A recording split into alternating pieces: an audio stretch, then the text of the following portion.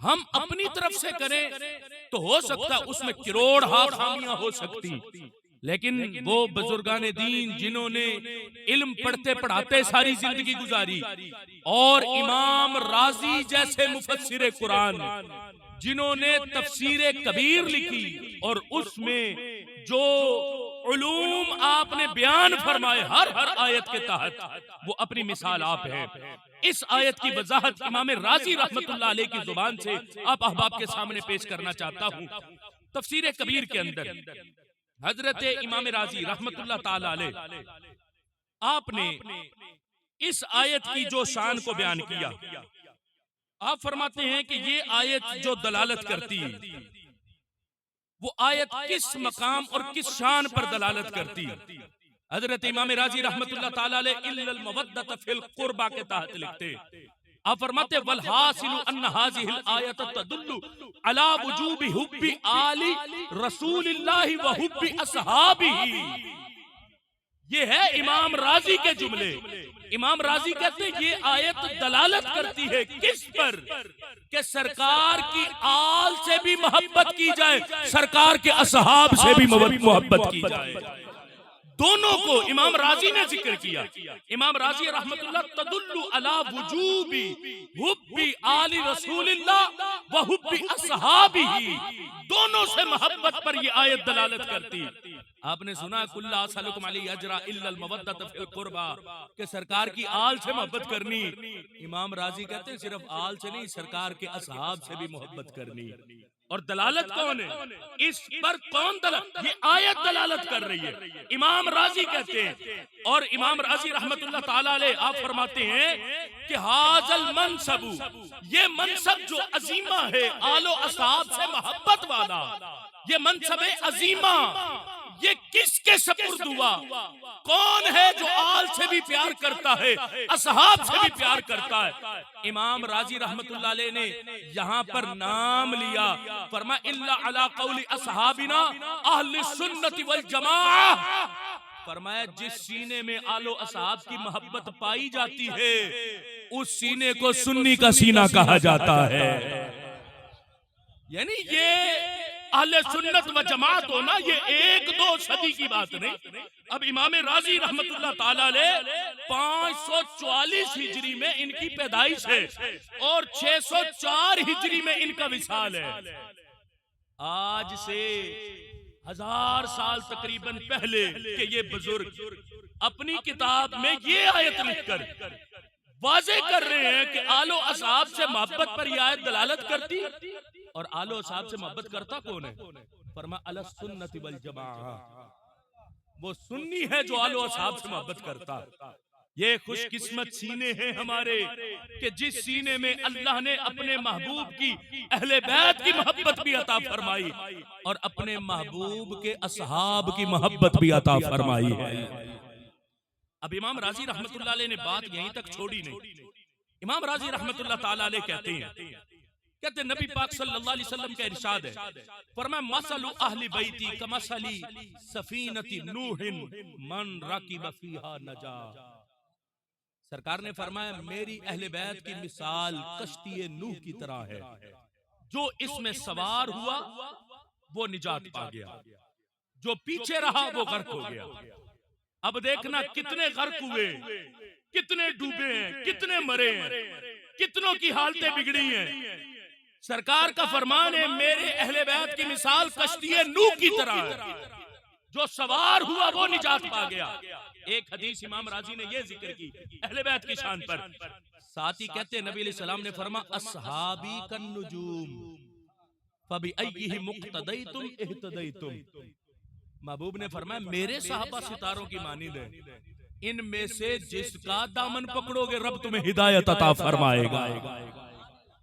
اعلیٰ حضرت نے دونوں حدیثوں کو ایک شعر میں اکٹھا کر دیا، فرمایا اہل سنت کا ہے بیڑا پار، اصحاب حضور نجم ہے اور نو ہے عطرت رسول اللہ کی۔ اعلیٰ حضرت نے ایک شعر میں دو حدیثوں کو بیان فرمایا۔ اب کامیابی کس کے لیے؟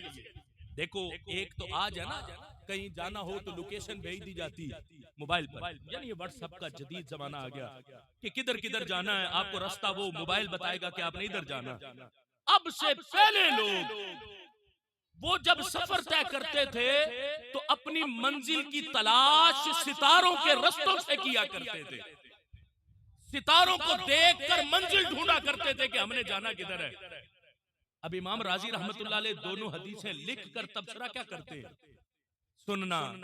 امام راضی کہتے ہیں کشتی کون سی منزل پر پہنچاتی؟ جس میں سوراخ ہوا. جس کشتی کے تخت میں سوراخ ہو وہ منزل تک پہنچائے گی. وہ تو معمولی سا سوراخ بھی کشتی کو ڈبو دیتا. اور جس کشتی کے تخت مضبوط نہ ہو کیا وہ کشتی بندے کو منزل تک پہنچاتی؟ حب اہل بیت کا دعویٰ کرنے والوں یہ سفینہ نوح کی مثل ہے. کشتی تب منزل تک پہنچاتی ہے جب تخت مضبوط ہوتے ہیں اور چھید سے پاک ہوتے ہیں. اللہ کا فضل ہے ہم اہل بیت کی محبت کی کشتی پر جو سوار ہے نہ ہم نے روافض کی طرح بغض حب اہل بیت کا دعویٰ کر کے اور بغض صحابہ کو سینے میں آنے دیا کہ کشتی میں سوراخ ہو جائے حب اہل بیت کی کشتی میں, اور نہ خوارج کی طرح بغض صحابہ کا دعویٰ کر کے ہم نے کوئی جنت جانے کا دعویٰ کیا ہے. اللہ کا فضل ہے منزل اللہ نے اہل سنت کو عطا فرمائی ہے کیونکہ جس کشتی پر سوار ہے وہ بھی سلامت ہے اور رستے کے تعین کے لیے جن تاروں کو دیکھ رہے ہیں وہ بھی مدھم نہیں پڑے. ہر ایک کی آنکھ میں ہر صحابی روشن نظر آتا ہے. اس لیے منزل ہمارے قریب ہے. ہم منزل پر پہنچنے والے, باقی کئی غرق ہو جائیں گے, کئی بھٹک جائیں گے. یاد رکھنا خوارج ڈوب جائیں گے کیونکہ وہ بغض اہل بیت میں چل رہے ہیں. اب کہیں آپ تمہارے پاس کیا دلیل ہے کہ وہ بغض اہل بیت میں چل رہے؟ پہلے تو چلو بات چھپی ہوئی تھی ان لوگوں کی, لیکن اب تو کوئی بات نہیں چھپی. اب تو ان کی ساری بات, یہ سوشل میڈیا جب سے ہے اس نے بڑوں بڑوں کو ننگا کر دیا. بڑے بڑے جو چھپے ہوئے تھے اس نے ساروں کو ننگا کر دیا. ہم کہتے تھے کہ خوارج یزید کے حمایتی ہیں. لوگ ہم سے جھگڑتے کہتے نہیں نہیں نہیں تم ایسے الزام لگاتے ہو, وہ یزید کے حمایتی نہیں ہے. اب تو ان کے بڑوں بڑوں کی تقریریں سوشل میڈیا پر آ رہی. اب ان کا قاعدہ کیا ہے؟ خوارج کہتے ہیں, ان کی سوچ کیا؟ وہ کہتے ہیں صحابہ کو تب بچا سکو گے جب یزید کے حمایتی بنو گے. ہم کہتے ہیں بد کردارو, بدبختو, یزید کے حمایتیو, اہل سنت کا دامن پکڑو. ہم تمہیں بتائیں گے صحابہ کی عظمت بھی بچے گی اور یزید کی بد کرداری بھی واضح ہو جائے گی. تم کہتے ہو صحابہ کی عظمت تب بچے گی جب یزید کی بد کرداری کے ہم پردے پا ڈالیں گے اور اس کی حمایت کریں گے. پہلے تو تھا صرف کتابیں لکھتے تھے رشید ابن رشید جیسی, آج تو وہ یزید کے حمایتی بن کے بیٹھے ہوئے اور واضح طور پر علل اعلان کہتے یزید کا کوئی کردار نہیں ہے, یزید پاک ہے, اس نے کربلا کے میدان میں اہل بیت پر کوئی ظلم نہیں کیا. کیسی صفائیاں پیش کر رہے ہیں. میں کہتا ہوں بھولے بھالے سنیوں, کبھی یزید کے حمایتی سے تمہاری بات ہو جائے اور وہ یزید کا حمایتی بن کے بیٹھا ہو کہ یزید نے ظلم نہیں کیا اہل بیت پر, اب تم اس کے سامنے کیا دلیل دو گے؟ دلیل آئے تو پیش کرو. دلائل اللہ کے فضل سے ہزار ہاں دلائل ہے یزید کی بد کرداری پر اور امام حسین کی زبان سے ہیں. اگر دلیل آئے تو پیش کرو. یاد رکھنا میرے جملے, اگر دلیل نہ آئے تو پریشان نہ ہونا. اسی کا چل تو بھی وضو کر میں بھی کرتا ہوں, تو بھی مسجد چل میں بھی چلتا ہوں. اکٹھے مسجد چل کے 2 نفل پڑھتے ہیں, پڑھ کے رب سے دعا کرتے ہیں کہ تو کہ اے رب میرا خاتمہ یزید کے ساتھ کرنا, اور یہ کہے اے رب میرا خاتمہ حسین کے ساتھ کرنا. بات ہی تجھے تیرا یزید مبارک, ہمیں ہمارا حسین مبارک. تو یزید کی حمایت کرتا ہے کرتا رہ, لیکن یزید کے گلے میں جو اہل بیت کے ظلم کرنے کا توق ڈلا ہے قیامت تک کوئی اس توق کو یزید کی گردن سے نہیں چھڑا سکتا. بات اسی کی تھی. اس وقت وہی کہتا تھا کہ میں تخت نشین ہوں, تخت نشینی اس کی تھی, بات اسی کی تھی, کہا اسی نے تھا. امام حسین سے کہو 3 باتیں, یا تو سب سے پہلی بات ہے میری بیعت کرے, نہیں کرتے واپس چلے جائے, نہیں جاتے تو جنگ کے لیے تیار ہو جائے. کس نے باتیں کہی تھی؟ کس نے امام حسین رضی اللہ تعالیٰ عنہ کو بیعت کے لیے کہا تھا؟ یزید کی بد کرداری تھی, اور دوسری طرف خوارج، ایک طبقہ خوارج کا، ایک روافض کا. ایک کہے امام حسین کرسی کے لالچ میں گئے، دوسرا کہتا ہے کہ نہیں امام حسین مجبور ہو کر گئے. دونوں بدبخت ہیں. کوئی کہے کہ امام حسین مجبور ہو کر گئے. ظالموں، امام حسین نہ کرسی کے لالچ میں گئے نہ مجبور ہو کر گئے. جملہ یاد رکھنا، امام حسین تو کربلا کے میدان میں اپنے نانا جی کا وعدہ وفا کرنے گئے ہیں.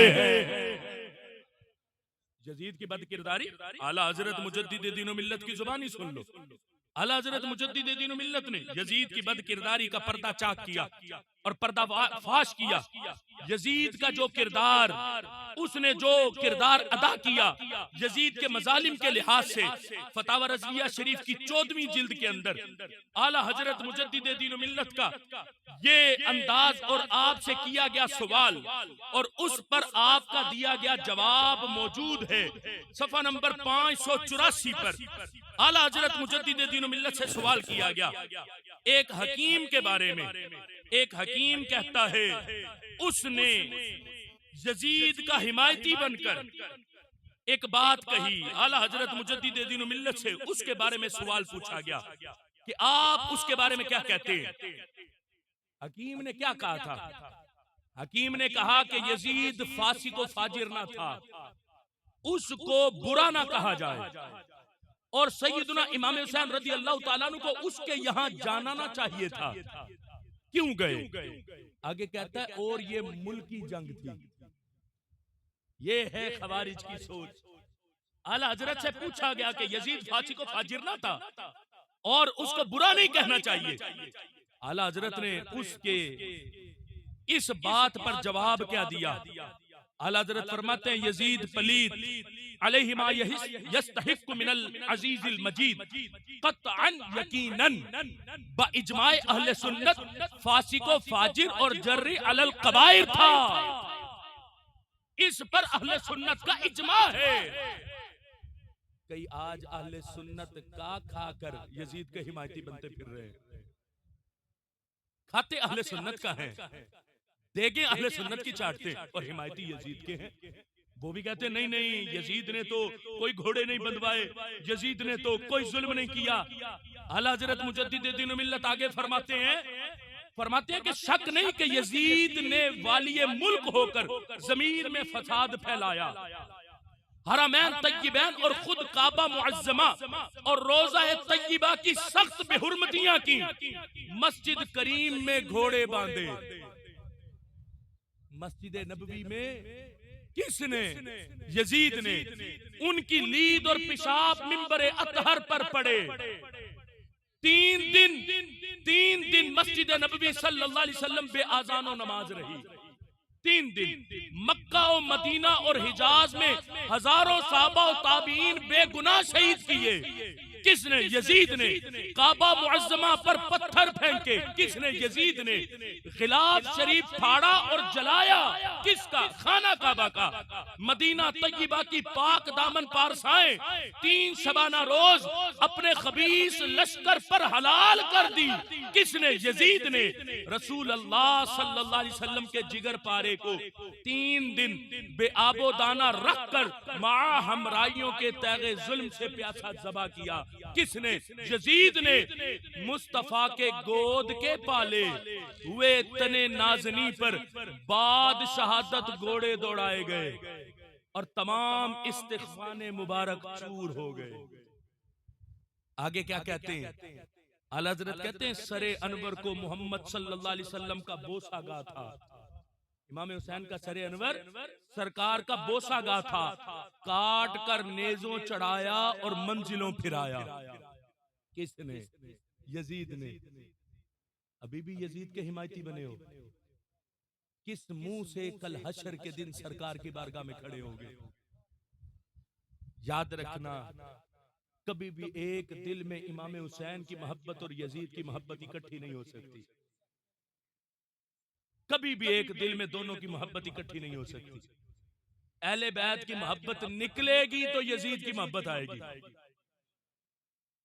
اہل بیت کی محبت ہوتے ہوئے کبھی یزید کی محبت نہیں آ سکتی. خوش قسمت ہو اہل سنت، اللہ نے ہمارے دل میں اہل بیت کی محبت کو رکھا ہے، یزید کی محبت کو نہیں آنے دیا. اور اللہ نے ہمارے دل میں امام حسین کی محبت کو بھی یوں رکھا کہ اس محبت کو بھی اس شان سے رکھا جو شان قرآن و سنت نے امام حسین سے محبت کرنے کی عطا فرمائی ہے. ہم دیکھو یزید ظلم کر کے بد کردار بنا، اور آج جو یزید کے مظالم کو چسکے لینے کے لیے بیان کریں، مزے لینے کے لیے بیان کریں کہ مزے لے ہوا کیا ہے کربلا کے میدان میں، مزے لے لے کے، چس لے لے کے، اور پھر عوام کو خود نہیں روتا، خود صحیح کھڑا ہوتا، عوام کو رلاتا. او میرے سائیوں رو، فلاں ہو گیا، فلاں ہو گیا، تم نے رونا. اس نے یہ من میں خوش ہوتا ہے کہ کیسے میں نے پاگل بنایا ہوا ہے قوم کو. اب دیکھو نا، کوئی کرنے والی بات ہے کہ تم کربلا کے میدان کے ایک ایک گھوڑے کا ذکر تمہیں یاد ہے، ایک ایک گھوڑے کا. ایک ذاکر کو سن رہا تھا، وہ تقریر کر رہا تھا، کیا کہہ رہا تھا؟ کہتا ہے حضرت عباس رضی اللہ تعالیٰ عنہ جب شہید ہوئے تو ان کے گھوڑے کو یزیدی لشکر پکڑنے کے لیے دوڑا تو وہ قابو نہیں آتا تھا، چاروں طرف سے اسے گھیرا، وہ پھر بھی قابو نہیں آتا تھا. اب یہ گھوڑے کا بھاگنا انہیں یاد رہا کربلا کے میدان کا، اور پھر اسے پکڑا کیسے انہوں نے. پھر کہتا ہے کہ حضرت عباس رضی اللہ تعالیٰ عنہ کا سر وہ نیزے پر چڑھایا جاتا، پھر اتر جاتا، پھر چڑھایا جاتا، پھر اتر جاتا، آخر وہ سر مبارک گھوڑے کی گردن کے ساتھ باندھ دیا گیا. اب خود سوچو، یہ اہل بیت کی محبت ہے؟ اس کو تم اہل بیت کی محبت کہتے ہو؟ اہل سنت مبارک ہو. ہم ہائے ہائے کر کے حسین کو بیان نہیں کرتے، ہم واہ واہ کر کے امام حسین کو بیان کرتے ہیں. اب دیکھو نا، ان کو یہ سارے قصے تو یاد رہے، اور کربلا میں حضرت علی کے اور بیٹوں کا قصہ یاد نہ رہا. کبھی ہمیں یہ بھی تو سناؤ کہ حضرت علی کے اور بیٹے کربلا میں کس بہادری سے لڑے، جن میں سے ایک کا نام ابو بکر ہے، ایک کا نام علی ہے، ایک کا نام عثمان بھی ہے. کبھی نام لے کے ان کے قصے بھی تو بتاؤ نا ہمیں کہ کس بہادری سے کربلا والے حضرت علی کے اور صاحبزادے کربلا میں کس شان سے لڑے. ہمیں سمجھاؤ نا، ہمیں بات بتاؤ نا ساری. تمہیں کربلا میں حضرت عباس کے گھوڑے کی بہادری تو یاد رہی، حضرت علی کے اور بیٹوں کی بہادری بھول گئی. تمہیں کربلا میں گھوڑوں کی شانیں تو یاد رہی، اور حضرت امام حسن کے بیٹے حضرت حسن مثنیٰ کی بہادری یاد نہ رہی.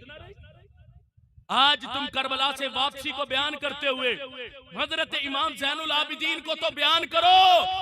اے روافظ، کربلا سے واپسی پر حضرت امام زین العابدین کو بیان کرنا تم نے اسے اپنا شیوا سمجھا، تو بتاؤ حضرت امام حسن مثنیٰ کی شان کو کون بیان کرے گا؟ یہ بھی تو کربلا سے زندہ واپس تشریف لائے تھے، اور یہ حضرت امام حسن کے بیٹے. اس لیے چھپاتے ہو کہ حضرت امام حسن کے، اس لیے تم بیان نہیں کرتے کہ کربلا میں حضرت امام حسین کے ایک بیٹے حضرت امام زین العابدین اور دوسرے حضرت امام حسن کے بیٹے حضرت حسن مثنیٰ، یہ دو زندہ واپس تشریف لائے. پکڑو نا ان کی گردن کو کہ صرف امام زین العابدین تھے. ساری بات بتائیں گے، بیڑیاں باندھی تھی، ہاتھ یوں بندے تھے، فلاں یوں ہوا تھا، یوں ہوا تھا. ہم کہتے ہیں کہیں تو حضرت حسن مثنیٰ کی بہادری کو بھی بیان کرو. کیا تمہارا منہ دکھتا ہے حضرت امام حسن کی اولاد کو بیان کرتے ہوئے؟ خوش قسمت ہو اہل سنت، اللہ نے ہمیں صحابہ کی محبت بھی دی، اور اہل بیت کی، ساری اہل بیت کی محبت اللہ نے اہل سنت کے سینے میں عطا فرمائی. اور آج اگر کسی کو مسئلہ ہو کہ 10 محرم کا دن ہے اور بات صحابہ کی بھی کی جا رہی ہے اور اہل بیت کی بھی کی جا رہی ہے، تو اللہ کے فضل سے ہم پکے رضوی ہیں. ہم پکے کون ہیں بھائی؟ ہم پکے رضوی ہیں. تو اعلیٰ حضرت مجدد دین و ملت نے کربلا کے واقعے کو بیان کرنے کا جو طریقہ ہمیں بتایا کہ کربلا کو بیان کیسے کرنا، یہ 23ویں جلد کے صفحہ نمبر 3738 پر اعلیٰ حضرت مجدد دین و ملت سے ایک سوال ہوا. اعلیٰ حضرت نے اس کا جو جواب ارشاد فرمایا، وہ جواب آج ہمارے لیے مشعل راہ ہے. اعلیٰ حضرت رحمت اللہ تعالی علیہ سے پوچھا گیا کہ بطریق روافض بغیر ذکر خلفائے راشدین اہل سنت کے واسطے واقعہ کربلا بیان کرنا اور بوجہ ہم نامی خلفائے ثلاثہ حضرت ابو بکر و عمر و عثمان فرزندان حضرت علی کا تذکرہ من جملہ شہدائے دشت کربلا ترک کرنا جائز ہے یا نہیں؟ یعنی کربلا کی بات کرتے ہوئے خلفائے راشدین کی بات کی جا سکتی ہے یا نہیں کی جا سکتی؟ اعلیٰ حضرت سے جب یہ سوال ہوا تو اعلیٰ حضرت مجدد دین و ملت آپ ارشاد فرماتے ہیں کہ اگر کوئی واعظ سننا فرماتے اگر کوئی واعظ شہادت امام حسین کو بیان کرنا چاہے تو اس کے لیے مناسب یہ ہے کہ پہلے باقی صحابہ کرام کی شہادت کے واقعات لوگوں کو سنائے. کربلا کی شہادت کا قصہ بیان کرنے سے پہلے باقی صحابہ کی شہادت کو بیان کرے تاکہ روافض سے مشابہت نہ ہو، کیونکہ وہ صرف شہادت حسین پر اکتفا کرتے جبکہ اہل سنت صحابہ اور اہل بیت دونوں کا تذکرہ کرتے ہیں. اب اہل سنت کا کون سا خطیب ہے جس نے پہلے صحابہ کی شان کو بیان کیا ہو کہ میں تمہیں بتاؤں کہ صحابہ کا کردار کیا، انہوں نے کس شان سے سرکار کی عظمت اور دین پر پہرا دیتے ہوئے جام شہادت نوش کیا. میں کہتا ہوں اگر صرف صحابہ کا کردار احد کے میدان سے پیش کرے تو بھول گئے حضرت مصعب بن عمیر کو، بھول گئے ہو حضرت مصعب بن عمیر کو. کیوں بھولے کر احد کا منظر تمہیں یاد نہیں؟ یہ وہی مصعب بن عمیر نہیں کہ جب تک انہوں نے کلمہ نہیں پڑھا تھا یہ ایسا لباس پہنا کرتے تھے کہ اس وقت کے بادشاہ بھی ایسا لباس نہیں پہنتے تھے. اور مصعب بن عمیر نے جب تک کلمہ نہیں پڑھا تھا ایسی خوشبو لگاتے تھے کہ جس رستے سے گزرتے تھے تو پتہ چل جاتا تھا مصعب بن عمیر گزر رہے ہیں. انہوں نے سرکار کا کلمہ پڑھا، امیر و کبیر گھرانے سے تعلق رکھتے تھے. جب نبی علیہ السلام کا کلمہ پڑھا تو ماں باپ نے کہا اے مصعب بن عمیر تو نے جانا ہے تو تنہا جانا پڑے گا، یہ سارا شاہانہ لباس اتار، سارا کچھ ہمیں واپس دے. حضرت مصعب بن عمیر نے سب کچھ چھوڑا، ایک چادر زیب تن کر کے سرکار کی بارگاہ میں تشریف لے آئے. اور احد کے میدان میں مصعب بن عمیر جب شہید ہوئے بدن پر ایک چادر تھی. آج ہم نے تو شلوار اور پہنی ہے، قمیض اور پہنی. مصعب بن عمیر تمہاری عظمت کو سلام پیش کرتے، ایک چادر زیب تن تھی. اور چادر بھی کتنی تھی کتنی سی چادر تھی. سر پر ڈالتے تھے تو قدم ننگے ہوتے تھے، قدموں پر ڈالتے تھے تو سر ننگا ہوتا تھا. یہ حضرت مصعب بن عمیر کا کردار ہے اسلام کی خاطر.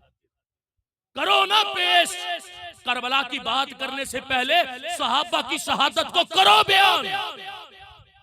کس ذوق سے صحابہ نے جام شہادت نوش کی ہے. بدر کے میدان کو ذکر کریں، کتنے صحابہ جنہوں نے بدر کے میدان میں کس جافشانی سے سرکار کی بارگاہ میں قربانیوں کے نذرانے پیش کیے. حضرت امام جلال الدین سیوطی رحمت اللہ تعالی علیہ نے لکھا کہ ایک صحابی کے کندھے پر تلوار لگی تو کیا ہوا، بازو کٹا لیکن ماس کے ساتھ لٹک گیا، تھوڑا سا ماس نیچے باقی بچا تھا. تو دوسرے ہاتھ سے جنگ لڑنے میں انہیں پریشانی ہو رہی تھی.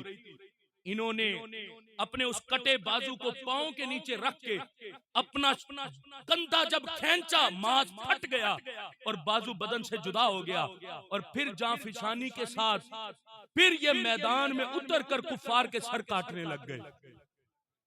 کرو نا بیان صحابہ کی شہادت کو. مانا کربلا والوں کی بڑی شان ہے، انہوں نے سارا گھرانہ پیش کیا، کب ہم انکار کرتے ہیں. لیکن صحابہ کی بھی تو شان بیان کرو کہ کس جاں فشانی سے انہوں نے سرکار کے کندھے کے ساتھ کندھا ملا کے جام شہادت نوش کیے. اس لیے یہ عظمت آل و اصحاب ہے اور خوش قسمت اہل سنت کہ اللہ نے دونوں کی محبت اہل سنت کے سینے میں عطا فرمائی. اس لیے جو خطیب کربلا کو بیان کرنے لگے پہلے شہادت صحابہ کی سنا، بعد میں کربلا والوں کی شہادت سنیں گے، لیکن سنیں گے اتنی جتنی صحیح روایات میں آئی.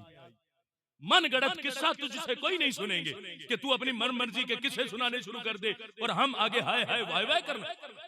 کس نے کہا ہمیں کربلا کا غم نہیں؟ کس نے کہا ہمیں کربلا کا غم نہیں؟ ہمارے دل سے پوچھو. میں تو آج بھی اور کل بھی دوستوں سے کہہ رہا تھا، میں نے کہا کہاں 60-61 ہجری اور کہاں آج 1446 ہجری، کتنے 100 سال گزر گئے.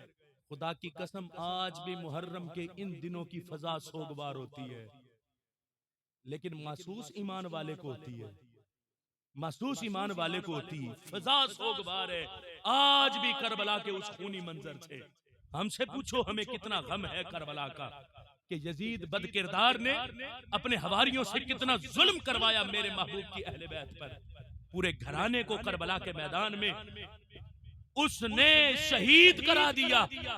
آج بھی فضا ہمیں بتاتی ہے کہ کربلا میں کیا ہوا. کون کہتا ہے کہ اہل سنت کو غم نہیں کربلا کا؟ یاد رکھنا اعلی حضرت مجدد دین و ملت سے اس بارے میں بھی جو سوال کیا گیا کہ کربلا کا غم نہیں ہے کیا ہمیں اہل سنت و جماعت کو، یہ فتاوی رضویہ شریف کی 24ویں جلد کے صفحہ نمبر 486 پر یہ بات موجود ہے. وہ کس انداز میں اعلی حضرت مجدد دین و ملت سے پوچھا گیا، کیا فرماتے ہیں علماء دین و مفتیان شرع متین بیچ اس امر کے کہ اہل سنت و جماعت کو عشرہ محرم الحرام میں رنج و غم کرنا جائز ہے یا نہیں؟ یہ اعلی حضرت سے پوچھا گیا. اعلی حضرت نے بڑا تفصیلاً جواب دیا، لیکن چند جملے اعلی حضرت کے پیش کرنا چاہتا ہوں. اعلی حضرت نے کیا جملے ارشاد فرمائے؟ اعلی حضرت نے فرمایا جسے اس کا غم نہ ہو، جسے کربلا کا غم نہ ہو اسے بے غم نہ رہنا چاہیے. یاد رکھنا اعلی حضرت کے جملے. فرمایا جسے کربلا کا غم نہ ہو اسے بے غم نہ رہنا چاہیے، بلکہ اس غم نہ ہونے کا غم چاہیے کہ مجھے کربلا کا غم کیوں نہیں ہے. فرمایا اس غم نہ ہونے کا غم چاہیے. اعلی حضرت فرماتے ہیں کہ اس کی محبت ناقص ہے، یعنی جس کو کربلا کا غم نہیں اس کی محبت ناقص ہے، اور جس کی محبت ناقص ہے اس کا ایمان ناقص ہے. دکھاؤ کوئی ایسا منظر کہ کون کہتا ہے ہمیں کربلا کا غم نہیں. ہم سے تو پوچھو کہ ہمارے دل کتنے چھلنی ہے، لیکن یہ نہیں کہ ہم ہائے ہائے کر کے کربلا کو بیان کرتے. امام حسین نے سر یزید کے سامنے جھکایا نہیں ہے، تو ہمیں بھی امام حسین نے یہی تربیت فرمائی کہ جب بھی میرا ذکر کرنا سر جھکا کے نہ کرنا، سر اٹھا کے میرا ذکر کرنا. نعرہ تکبیر، نعرہ رسالت، نعرہ رسالت، نعرہ خلافت، نعرہ حیدری، نعرہ غوثیہ، شان اہل بیت، علماء حق اہل سنت. یہ ہے ہماری تعلیمات کہ جسے کربلا کا غم نہ ہو اسے اس بات پر غم کرنا چاہیے کہ مجھے غم کیوں نہیں ہے، اس غم پر اسے غم چاہیے. یہ ہے شان اہل سنت و جماعت کی.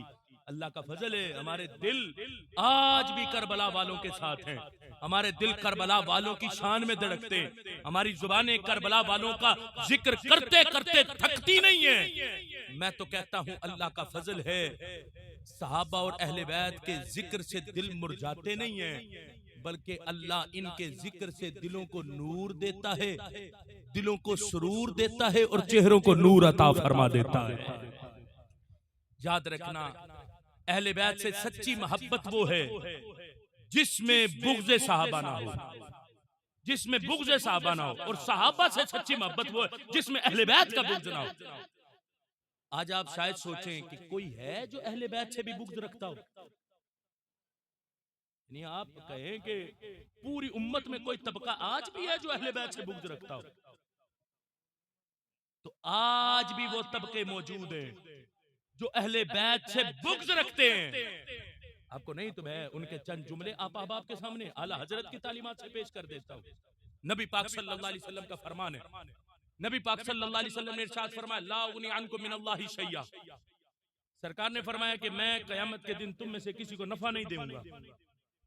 اب یہ حدیث سرکار نے بیان فرمائی، اس حدیث پر جو تبصرہ کیا تقویت الایمان والے نے، اعلی حضرت مجدد دین و ملت نے، وہ اس کا تبصرہ بھی لکھا 23ویں جلد کے صفحہ نمبر 248 پر. اس کا تبصرہ کیا ہے؟ اس کا تبصرہ سننا، آپ کو پتا چلے کہ آج بھی ایسے طبقات معاشرے کے اندر موجود ہیں جو بغض رکھتے ہیں. سرکار دو عالم صلی اللہ علیہ وسلم نے فرمایا میں تم کو اللہ سے کچھ بھی بے نیاز نہیں کروں گا. حالانکہ اعلیٰ حضرت فرماتے ہیں اس میں نفی اغنائے ذاتی کی ہے نہ کہ معاذ اللہ سلب اغنائے عطائی کی. سرکار نے فرمایا کہ میں ذاتی طور پر کسی کو نفع نہیں دے سکتا لیکن میں رب کی عطا سے پوری امت کو جنت میں لے کے جاؤں گا. یہاں اغنائے ذاتی کی نفی ہے عطائی کی نہیں. رب کی عطا سے تو پوری امت کو جنت میں لے کے جائیں گے. اب سننا اس حدیث کو لکھ کر تقویت الایمان والے نے جو تبصرہ کیا اعلیٰ حضرت نے اس کی عبارت کو ذکر کیا. اب یہ کہتا ہے اس کے جملے سننا تقویت الایمان والے کے. کہتا ہے پیغمبر نے سب کو اپنی بیٹی تک کو کھول کر سنا دیا کہ قرابت کا حق ادا کرنا اسی چیز میں ہو سکتا ہے کہ اپنے اختیار کی ہو. سو یہ میرا مال موجود ہے اس میں مجھ کو کچھ بخل نہیں اور اللہ کے یہاں کا معاملہ میرے اختیار سے باہر ہے. سرکار اپنی بیٹی سے کہہ رہے ہیں معاذ اللہ کہ اللہ کے یہاں کا معاملہ میرے اختیار سے باہر ہے. تو اے بیٹی میری میں وہاں کسی کی حمایت نہیں کر سکتا اور کسی کا وکیل نہیں بن سکتا. سو وہاں کا معاملہ ہر کوئی اپنا اپنا درست کرے اور دوزخ سے بچنے کی ہر کوئی تدبیر کرے. یہ کہتا ہے تقویت الایمان والا کہ سرکار نے اپنی بیٹی کو کہا اے میری بیٹی فاطمہ قیامت کے دن میں تیرے کوئی کام نہیں آؤں گا. اب یہ ہے بغض اہل بیت, یہ ہے بغض اہل بیت. میں اگر اپنے جملے اعلیٰ حضرت نے جو اس پر وضاحت فرمائی وہ کرتا ہوں, اگر اس پر چند جملے اپنی طرف سے میں کہوں کہ اے ظالمو تم کہتے ہو کہ سرکار قیامت کے دن اپنی بیٹی فاطمہ کو نفع نہ دے پائیں گے. رب کعبہ کی قسم ہم جیسے کروڑوں سنی کل حشر کے دن حسنین کریمین کی امی جان کی سفارش پر جنت میں جائیں گے.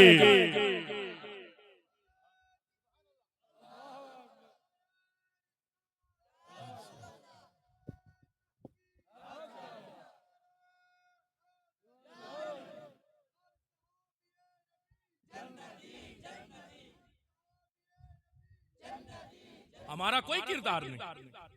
کل حسنین کریمین کی امی جان کے صدقے رب ہمیں بھی جنت عطا فرمائے گا.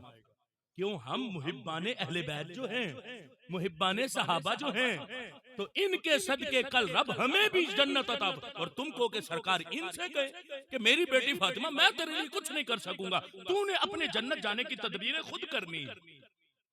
اب یہ جملے ہیں تقویت الایمان والے خارجی کے. اعلیٰ حضرت نے ضربیں کیا لگائی؟ اعلیٰ حضرت مجدد دین و ملت نے پہلی ضرب لگائی اس پر اپنی طرف سے نہیں, حدیث رسول علیہ السلام کو ذکر کر کے. اعلیٰ حضرت مجدد دین و ملت نے پہلی حدیث کو ذکر کیا. نبی پاک صلی اللہ علیہ وسلم نے فرمایا من قرأ القرآن, جس نے قرآن حفظ کیا اس کے حلال کو حلال حرام کو حرام ٹھہرایا, اللہ تعالیٰ اس کی برکت سے اس کے اہل خانہ کے 10 افراد کو جنت میں داخلہ فرمائے گا. اور ظلم دیکھنا, ظلم دیکھنا, یہ حدیثیں وہ لوگ اپنے مدارس میں آج بھی ختم قرآن کے جلسوں میں بیان کرتے ہیں سنی چندہ بٹورنے کے لیے. ان کے ہاں جو ان کے اجتماعات ہوتے ہیں دستار فضیلت کے حفظ قرآن کی, وہاں ان کے علماء بھی یہ حدیث بیان کرتے کہ لاؤ تم اپنے بچوں کو حافظ قرآن بناؤ. ایک بچے نے حفظ کر لیا تو تمہارے گھر والوں میں سے جو 10 ہیں جن پر جہنم واجب ہے, تو تمہارا ایک بچہ ان 10 کو جنت میں لے کے جائے گا. ہم کہتے ہیں تمہارا پڑھایا بچہ 10 کو جنت لے جائے اور جس محبوب کے سینے پر قرآن اترا وہ اپنی بیٹی کو بھی نفع نہ دے پائے, تو یہ بغض اہل بیت نہیں تو اور کیا ہے؟ یعنی یہ ہے حالت خوارج. اور میں یہ ساری باتیں کر کے شکر پڑھوانا چاہتا ہوں آپ کو کہ خوش قسمت ہو نہ ہم خارجی بنے نہ رافضی بنے, اللہ نے ہمیں سنی پیدا فرما دیا ہے. اس سنی ہونے پر لاکھ بار شکر کرو, کروڑ بار شکر کرو کہ سنی ماؤں نے ہمیں دودھ دیا, سنی باپوں نے ہمیں شفقتیں عطا فرمائی. اعلیٰ حضرت مجدد دین و ملت کی حدیث بیان کر کے سمجھاتے ہیں اے خوارج ہوش کرو, جو لفظ قرآن کے یاد کرے وہ 10 کو جنت لے جائے, جس کے سینے پہ رب پورا قرآن اتارے وہ اپنی بیٹی کو بھی نفع نہ دے پائے، تو یہ کتنی بدبختی ہے خوارج کی۔ اعلیٰ حضرت نے دوسری ضرب لگائی۔ اعلیٰ حضرت رحمت اللہ تعالی علیہ فرماتے ہیں، سرکار دو عالم صلی اللہ علیہ وسلم نے ارشاد فرمایا، شہید اپنے رشتہ داروں میں سے یعنی من اہل بیتی ہی اپنے گھر والوں میں سے 70 کو جنت میں لے کے جائے گا۔ شہید کو جس محبوب کے صدقے درجہ شہادت ملا وہ تو 70 کو جنت لے جائے اور خود محبوب اپنی بیٹی کو بھی نفع نہ دے پائے، کتنی بد کرداری۔ اعلیٰ حضرت نے تیسری ضرب لگائی۔ تیسری حدیث سنو، نبی پاک صلی اللہ علیہ وسلم کے فرمان کو ذکر کیا، فرمایا نبی پاک صلی اللہ علیہ وسلم نے ارشاد فرمایا کہ حاجی کل حشر کے دن من اہل بیت، یا کہا کہ من اہل بیتی ہی اپنے گھر والوں میں سے 400 لوگوں کو جنت میں لے کے جائے گا۔ ایک حاجی 400 کو جنت لے جائے، اور جس محبوب کے صدقے اس حاجی کو حاجی ہونے کی شان ملی وہ اپنی بیٹی کو بھی نفع نہ دے پائے۔ اور سرکار کی زبان سے اگر شان حضرت عثمان غنی بیان کروں تو سرکار نے فرمایا میرا عثمان کل حشر کے دن 70,000 کی سفارش کر کے اپنے ساتھ جنت میں لے کے جائے گا۔ حضرت عثمان غنی 70,000 کو جنت لے کے جائیں گے۔ حضرت عثمان کو بھی یہ شان سرکار کے صدقے میں ملی، جن کے صدقے میں حضرت عثمان کو یہ شان ملی کہ وہ 70,000 کو لے جائیں، تو وہ کیا خود سرکار اپنی بیٹی کو بھی نفع نہ دے پائے؟ میں کہتا ہوں فقط بغض اہل بیت کے اور کچھ بھی نہیں یہاں پر، کہ لوگ یہ عقیدہ نہ رکھ بیٹھے کہ اہل بیت کی محبت کے صدقے بھی رب جنت دیتا۔ کیوں ہم یہ کہیں گے لوگوں کو کہ بیٹی خود پریشان ہوگی سرکار کی کہ میرا کیا بنتا؟ بدبخت تمہیں کیا پتا، میدان محشر میں جب اعلان ہوگا ندائے گی غدو ابصارکم، اے اہل محشر اپنی نگاہیں جھکا لو، فاطمہ بنت محمد کا گزر ہونے والا ہے۔ زندہ باد، زندہ لبیک لبیک یا رسول اللہ، لبیک لبیک لبیک یا رسول اللہ، لبیک لبیک لبیک یا رسول اللہ۔ تاجدار ختم نبوت زندہ باد، زندہ باد تاجدار ختم نبوت۔ اس پر میں چند باتیں اور احباب کے سامنے عرض کر کے اپنی گفتگو کو ختم کرنا چاہوں گا۔ یہ جو ہم حب صحابہ اور حب اہل بیت کی بات کرتے ہیں، اس میں انسان کے لیے نفع بڑا ہے۔ سرکار دو عالم صلی اللہ علیہ وسلم کا فرمان کنز الامال شریف کے اندر موجود ہے۔ نبی پاک صلی اللہ علیہ وسلم نے ارشاد فرمایا، سرکار دو عالم صلی اللہ علیہ وسلم ارشاد فرماتے ہیں کہ اثبتکم علی الصراط اشدکم حبا لأہل بیتی و اصحابی۔ نبی علیہ السلام ارشاد فرماتے ہیں پل صراط پر جو چیز تمہیں ثابت قدم رکھے گی وہ کیا ہے؟ میرے آقا نے فرمایا حبا لأہل بیتی و اصحابی، وہ میری آل کی محبت ہے اور میرے اصحاب کی محبت ہے۔ فرمایا ان دونوں محبتوں کی وجہ سے پل صراط پر ثابت قدم رہو گے۔ اگر ان دونوں میں سے کسی ایک کی محبت میں کوئی کمی رہ گئی تو پھر کٹ کٹ کے جہنم میں گھرتے رہو گے۔ ثابت قدم وہی رہے گا جو آل سے بھی محبت کرنے والا ہوگا، اصحاب سے بھی محبت کرنے والا ہوگا۔ اور اللہ کا فضل ہے، وہ شان اللہ نے اہل سنت کو عطا فرمائی ہے کہ ہم آل والے بھی ہیں، اصحاب والے بھی ہیں۔ اور میں نے اعلیٰ حضرت کی تعلیمات سے بتایا کہ کوئی یہ نہ سمجھے کہ آج تو اہل بیت کا دن ہے اور ذکر اصحاب کا کیا جا رہا ہے۔ یہ شک وہاں پڑتا ہے جہاں بیماری آئی ہو، ورنہ ہم تو سمجھتے ہیں کہ جو نسبت آل کو حاصل ہے وہی نسبت رب نے اپنے محبوب کے اصحاب کو بھی عطا فرمائی ہے۔ اہل بیت کو شان کیوں ملی ہے کہ وہ سرکار کی اہل بیت ہے، اور اصحاب کو شان کیوں ملی کہ وہ سرکار کے اصحاب ہے؟ تو نسبت رسول صلی اللہ علیہ وسلم ہونے میں دونوں برابر ہے۔ اس لیے اللہ کا فضل ہے، آل و اصحاب کی محبت اور ان کا ذکر یہ دلوں کی جلا ہے۔ اللہ ان کے ذکر سے اللہ بندوں کے دلوں کو زندہ فرما دیتا۔ ورنہ مردہ دل والے تمہیں کئی نظر آئیں گے. آج دیکھو نا, کئی لوگوں نے اہل بیت کے ذکر کو یوں سمجھا کہ جب تک صحابہ پر تبرہ نہ کیا جائے تو وہ کہتے ہیں اہل بیت کا ذکر پورا ہی نہیں ہوا. اور مکتوبات امام ربانی کے اندر امام احمد رضا مکتوبات امام ربانی کے اندر حضرت مجدد الفسانی رحمت اللہ علیہ نے فرمایا یہ جتنے لوگ ہیں جو آج دعویٰ کرتے حب اہل بیت کا اور صحابہ پر تبرہ کرتے, فرمایا اگر یہ اہل بیت کے دشمن جو ان کے نزدیک دشمن ہیں ان پر اتنا تبرہ کرتے ہیں تو فرمایا اس سے تو زیادہ حق بنتا ہے کہ سرکار کے دشمنوں پر لعنت کی جائے. اور سرکار کے پکے دشمن کون ہیں؟ وہ ابو جہل ہے, وہ عتبہ ہے, وہ شیبہ ہے, جو دنیا سے چلے گئے, یعنی جن پر مورے لگی. فرمایا تم ان کی زبان سے کبھی ابو جہل پر لعنت نہیں سنو گے, کبھی عتبہ شیبہ پر لعنت نہیں سنو گے. جب بھی یہ زبان کھولیں گے تو محبوب کے یاروں پر زبان کھولیں گے, محبوب کے اصحاب پر زبان کھولیں گے. وہ اصحاب جن کے صدقے اللہ نے قرآن کے نور کو ہم تک پہنچایا, اور وہ اہل بیت جن کی قربانیوں کے صدقے اللہ نے قیامت تک کے لیے اسلام کو زندگی عطا فرمائی. یہ ہے صحابہ اور اہل بیت کا کردار جو انہوں نے پیش کیا, تو آج قرآن و سنت کی حقیقت اللہ کے فضل سے ہمارے سینے میں موجود ہے. اور یہ ذہن میں رکھنا, یہ میرے ہاتھ میں کتاب موجود ہے, کتاب ہے اصول الدین. آپ شاید سمجھے کہ یہ کتاب, ہم یہ سمجھتے ہیں کہ حضرت سیدنا غوث اعظم رضی اللہ تعالی عنہ آپ کی صرف کرامات ہی ہیں, بس کرامات کے علاوہ اور کوئی چیز نہیں. کرامتیں آپ کی بڑی حضرت سیدنا غوث اعظم رضی اللہ تعالیٰ عنہ کی, اور ہمارے بزرگوں نے تو حد تواتر تک پہنچی ہے. کوئی بندہ حضرت غوث اعظم کی کرامات کا انکار کر ہی نہیں سکتا. حد تواتر تک پہنچی آپ کی کرامات, اتنی ہے کہ ان کا شمار ہی کوئی نہیں. اتنی کرامات کا ظہور آپ کی ذات سے رب ذوالجلال نے فرمایا. اور صرف آپ کی کرامات نہیں, آپ کی کچھ تعلیمات بھی ہیں.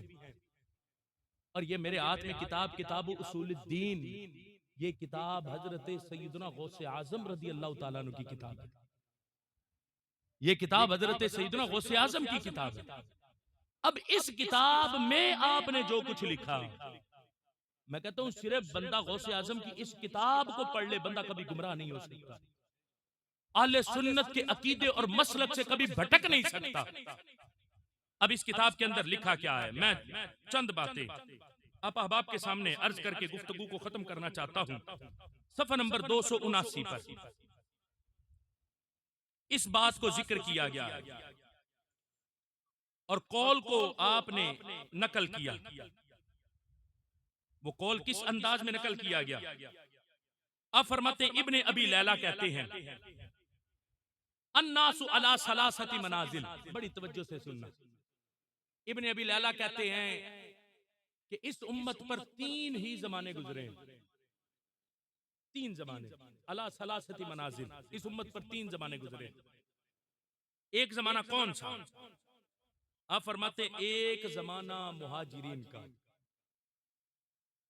دوسرا زمانہ انصار کا, تیسرا زمانہ کون سا؟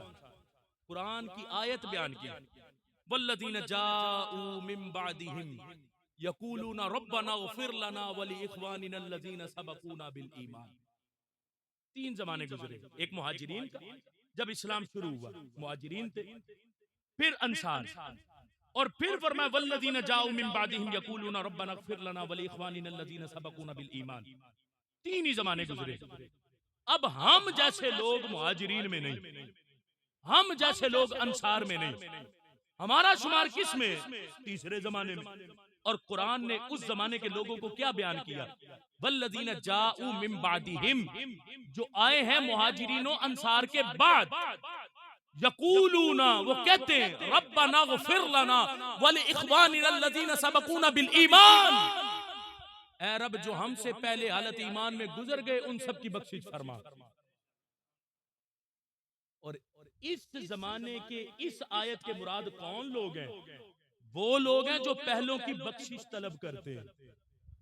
اور جو پہلوں کے بارے میں یہ کہے نہ ابو بکر مسلمان رہے، نہ عمر مسلمان رہے، نہ عثمان رہے، 1,24,000 صحابہ سارے ہی معاذ اللہ کافر ہو گئے، صرف 3 صحابہ 4 بچے تھے جو حالت ایمان پر باقی تھے، تو کیا اس تیسری آیت کے زمرے میں وہ لوگ آ سکتے ہیں؟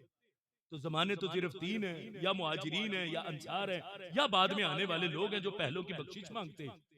جو پہلوں کی بخشش نہ مانگے تبرہ کرے تو وہ تو اس امت کے زمانے میں ہی نہیں۔ یہ ہے کتاب اصول الدین، اس کی حقیقت کو سمجھو۔ اور پھر یہی بات حضرت امام زین العابدین رضی اللہ تعالی عنہ نے بھی فرمائی، اور اس کو بھی اسی کتاب اصول الدین کے اندر حضرت سیدنا غوث اعظم نے ذکر فرمایا۔ حضرت امام زین العابدین رضی اللہ تعالیٰ عنہ کے پاس عراق کے کچھ لوگ آ گئے، آ کر انہوں نے حضرت صدیق اکبر، حضرت عمر فاروق اور حضرت عثمان غنی کے بارے میں پوچھا۔ تو جب آپ نے ان کے بارے میں بیان کیا تو وہ آگے سے بول پڑا کہ ان نفر من اہل العراق جاؤ الیہ، اور کرتے کیا تھے وہ ابو بکر و عمر کو معاذ اللہ انہوں نے گالی دی، پھر حضرت عثمان کو، تو حضرت امام زین العابدین رضی اللہ تعالیٰ عنہ بول پڑے، کہا اے ابو بکر و عمر و عثمان کو بکنے والے، مجھے پہلے ایک بات کا جواب دے۔ آپ نے اس کے سامنے قرآن کی آیت پڑھی، للفقراء المہاجرین الذین اخرجوا من دیارہم، کہ وہ لوگ جو نکالے گئے اپنے گھروں سے، اپنے مال انہوں نے چھوڑے، سارا کچھ چھوڑا اور ہجرت کی۔ آپ نے یہ آیت پڑھ کے اس سے پوچھا امین المہاجرین انتم، کیا تم مہاجرین میں ہو؟ کہنے لگے لا، ہم مہاجرین میں نہیں۔ آپ نے دوسری آیت پڑھی، کہا والذین تبوؤا الدار والایمان من قبلہم، وہ لوگ جنہوں نے دار اور ایمان کو اپنا گھر بنا لیا، یعنی مدینہ شریف کو، وہ کون ہے؟ انصار ہیں۔ آپ نے فرمایا یہ بتا امین الانصار انتم، کیا تم انصار میں ہو؟ کہنے لگے لا، ہم ان میں بھی نہیں۔ آپ نے فرمایا کہ قد تبرأتم من ہذین الفریقین، تم ان دونوں فرقوں پر، ان دونوں جماعتوں پر تبرہ کرتے ہو، مہاجرین اور انصار پر۔ تو فرمایا پھر میں گواہی دیتا ہوں کہ اب جو میں پیش کرنے لگا ہوں ان میں تمہارا شمار نہیں ہے، یعنی تیسرے زمانے کے لوگوں میں۔ کہ تم نے کہا ہم مہاجرین نہیں، تم نے کہا ہم انصار نہیں، تو حضرت امام زین العابدین کہنے لگے اب میں کہتا ہوں کہ تیسرے طبقے میں تمہارا شمار نہیں ہے۔ وہ کس کا؟ وہ کون سا تیسرا طبقہ؟ آپ نے تیسری آیت پڑھی والذین جاءوا من بعدہم یقولون ربنا اغفر لنا ولاخواننا الذین سبقونا بالایمان۔ فرمایا پھر میں گواہی دیتا ہوں کہ اس تیسرے طبقے میں تمہارا شمار نہیں۔ مطلب کیا کہ تمہارا میری محبوب کی امت میں ہی شمار نہیں ہے۔ یہ امام زین العابدین نے فرمایا تم تبرہ کرو گے ابو بکر عمر و عثمان پر، فرمایا تمہارا شمار ہی نہیں میرے محبوب کی امت میں۔ اور حضرت امام زین العابدین رضی اللہ تعالیٰ عنہ آپ نے یہ ساری باتیں ذکر کر کے آپ نے فرمایا اٹھو نکلو میری بارگاہ سے، فعل اللہ بکم، تمہارا مواخذہ میرا رب کرے گا، تمہاری پکڑ میرا رب فرمائے گا، تمہیں رسوا رب ذوالجلال فرمائے گا۔ اے آل و اصحاب کی محبت سے سینے لبریز کرنے والے اہل سنت مبارک ہو، پل صراط سے بھی گزر ہمارا ہونا ہے اور جنت کا ٹکٹ بھی آمینہ کے لال سے اللہ صرف اہل سنت کو ہی عطا فرمائے گا۔ نعرہ تکبیر، نعرہ رسالت، نعرہ رسالت، نعرہ خلافت، نعرہ حیدری، نعرہ غوثیہ، علماء حق اہل سنت، شان اہل بیت، امام حسین۔ یاد رکھنا جہاں بات ہو صحابہ کرام علیہم الرضوان کے مشاجرات کی، کہ صحابہ کی جو آپس میں لڑائیاں ہوئی، کبھی بھی اپنی زبان ان مشاجرات پر نہ کھولنا۔ کوئی ان مشاجرات کا قصہ چھیڑے اسے کو میں بالکل تیرے ساتھ اس مسئلے پر گفتگو نہیں کروں گا۔ میرے لیے ضروری امر یہ ہے کہ میں دونوں طرفوں سے محبت کروں، دونوں طرفوں سے محبت کروں، میرے لیے ضروری یہ ہے۔ نہ میں اس وقت تھا، نہ مجھے حالات کی حقیقت پتا، مورخین کی کیا حقیقت ہے، جو تاریخ لکھنے والا ہے اس کی کیا حقیقت ہے، یاد رکھنا تاریخ لکھنے والے کے پہلے عقیدے کو دیکھا جائے گا کہ اس کا عقیدہ کیا، اس کا جھکاؤ کس کی طرف ہے۔ تاریخ کی حقیقت تو وہ لکھ سکتا ہے جس کا جھکاؤ کسی کی طرف نہ ہو اور اس نے حقیقت حال کو اپنی آنکھوں سے دیکھا ہو۔ کربلا کا میدان کس نے دیکھا؟ امام زین العابدین نے اور حضرت امام حسن مصنع نے۔ ان دونوں سے کوئی روایات ہمارے سامنے لاؤ اور پھر اس کے راوی بھی سارے سکھاؤ تو ہم دل و جان سے قبول کرنے کو تیار ہیں، ورنہ جو تم نے ڈھونگ رچایا۔ ابھی دیکھنا 7 محرم الحرام کو جشن منائے جا رہے تھے، ہم نے سوشل میڈیا پر آپ بھی دیکھ سکتے ہیں، جشن 7 محرم کو منائے جا رہے ہیں۔ کس چیز کے جشن؟ حضرت امام قاسم کی مہندی نکالی جا رہی ہے۔ بدبختو ظالمو، اس کو تم حب اہل بیت کہتے ہیں؟ حضرت امام قاسم کی مہندی؟ پہلے مہندی جیسی غلیظ رسم تو شریعت سے ثابت کرو کہ کوئی ایسی رسم شریعت میں موجود ہے کہ مہندی نکالنا؟ مہندی تو شریعت کا کوئی نکاح کا حصہ ہی نہیں۔ کربلا کے میدان میں امام حسین سنتوں کو زندہ کرنے گئے تھے یا بدعات کو زندہ کرنے گئے تھے؟